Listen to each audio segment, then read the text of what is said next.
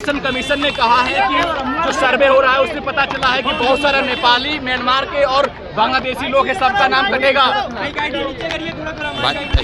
ऐसा है, election commission ने रिवीजन की प्रक्रिया शुरू की है। अगर वो बता रहे हैं कि इसमें नेपाली, बांग्लादेशी हैं तो ये बड़े चिंता की बात है, क्योंकि इसी इलेक्टोरल रोल से अभी 1-1.5 साल पहले पार्लियामेंट का चुनाव हुआ है।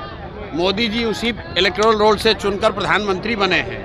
तो क्या इलेक्शन कमीशन ये मान रहा है, स्वीकार कर रहा है कि जिस इलेक्टोरल रोल से लोकसभा का चुनाव हुआ उसमें बहुत सारे बांग्लादेशी या दूसरे गैर कानूनी लोग वहाँ पर उस इलेक्टोरल रोल में हैं? और दूसरी जो बड़ी बात है कि अगर ये लोग बिहार में आके रह रहे हैं तो बिहार में तो भाजपा की, नीतीश की ही सरकार है।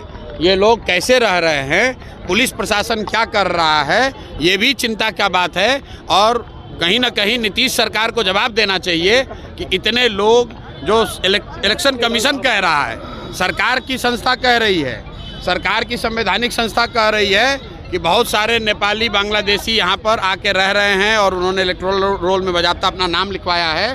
तो नीतीश सरकार को जवाब देना चाहिए कि ऐसे लोगों को बिहार में आकर रहने का, यहाँ की सुविधाओं का फ़ायदा उठाने का, यहाँ वोट देने का अधिकार उनकी सरकार के रहते कैसे संभव हो पाया है। तेजस्वी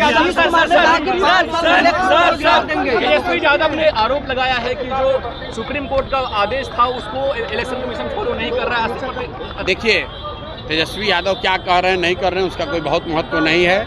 महत्व इस बात का है कि इलेक्शन कमीशन अगर इलेक्शन लिस्ट को, इलेक्टोरल रूल को, लिस्ट को ठीक कर रहा है तो उनकी ये जिम्मेवारी है कि हर वो नागरिक जो 18 साल से ज़्यादा उम्र का है और उसके पास वोट देने की योग्यता है, उसको वोट देने का अधिकार मिलना चाहिए, उसका नाम नहीं काटा जाना चाहिए।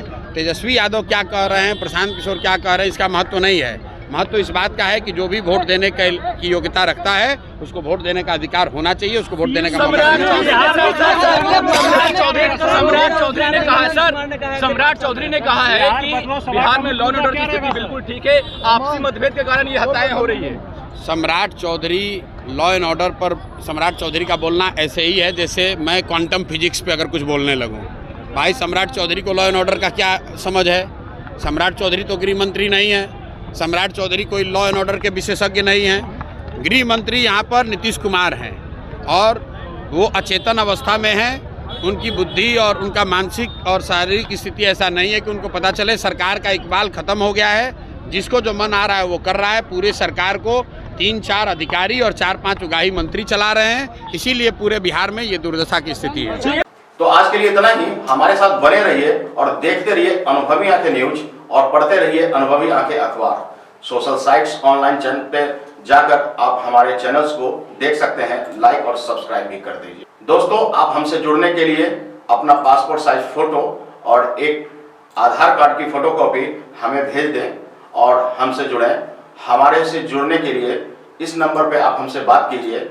हमारा नंबर है 8826227802।